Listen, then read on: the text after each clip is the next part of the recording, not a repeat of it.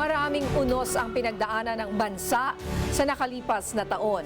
Kasunod ng ika-4 na sona ng Pangulong Ferdinand Marcos Jr. Naging mahirap ang tinahak na daan ng pamahalaan. Ang presyo ng mga produkto at ang supply ng pagkain ay nalagay sa alanganin. Ang SONA Special Report, hatid ni Christian Bascones. Kung datos lang ang pag-uusapan, maganda ang ating ekonomiya, tumaas ang kumpiyansa ng mga negosyante. Bumaba ang inflation, dumami ang trabaho. Ngunit ang lahat ito ay palamuti lamang, walang saysay, kung ang ating kababayan naman ay hirap pa rin at nabibigatan sa kanilang buhay. Mula nang sambitin ito ng Pangulong Ferdinand R. Marcos Jr. sa kanyang ika-4 na sona noong nakaraang taon. Ginulat ang buong mundo ng giyera sa gitnang silangan. Ilang araw makalipas, ramdam na ng ibang mga bansa ang pinsalang idinulot nito. Sumipa ang presyo ng produktong petrolyo sa pandaigdigang merkado na nakakaapekto sa presyuhan ng ibang produkto. Mismo si Pangulong Marcos ang nagsasagawa ng inspeksyon sa mga pamilihan para ma-monitor ang presyo ng mga bilihin.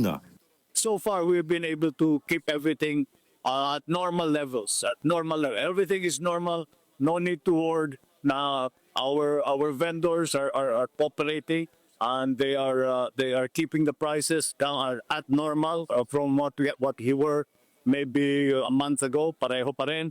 Sa pinakahuling ulat ng Philippine Statistics Authority, bahagyang bumagal ang inflation sa bansa.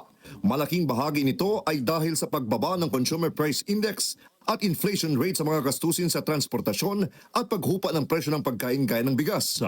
Aktibong pinalalakas ng pamahalaan ang katatagan ng supply ng pagkain sa bansa sa pamamagitan ng multi-billion pesos expanded uplift program na nagbibigay ng targeted cash aid sa higit 7 milyong pamilya.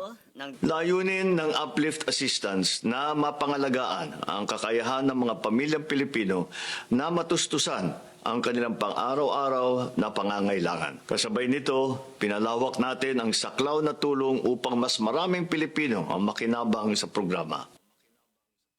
Kasabay nito, itinaas din ang budget ng Department of Agriculture sa 200 billion pesos na nagbigay daan sa pagpapatayo ng mga bagong pasilidad para sa food storage. Ang accredited seller ng murang bigas sa ilalim ng Benteng Bigas Meron na program na si Mang Javier, hindi maikubli ang pagkalugod sa aksyon ng pamahalaan. Talagang ako'y hanga. Ang bilib ako sa gawa ng gobyerno. Talagang nagpapatatag sila. At talagang tinutulungan ng mamamayan kung paano magiging maayos. Sa kabila ng ingay sa politika na dagdag pasanin sa buhay ng mga Pilipino, naniniwala siya na kayang lagpasan ng bansa ang kahirapan sa mga hakbang ng pamahalaan. Talagang mahirap ang tayo ng Pangulo. Mabigat. Batikos din, batikos doon. Hindi naman walang katapos ang batikos. Ay talagang mabigat. Kaya ako'y hanga sa kanilang damdamin. Ipinangako ng Administrasyong Marcos Jr. sa bawat pamilyang Pilipino na itataguyod ng pamahalaan ang kanilang kapakanan sa pamamagitan ng mga programang magpapaangat sa buhay ng sambayanan. Para sa Soda ng Pangulo, ako si Christian Bascones ng PRTV News, nagseserbisyo para sa Pilipino.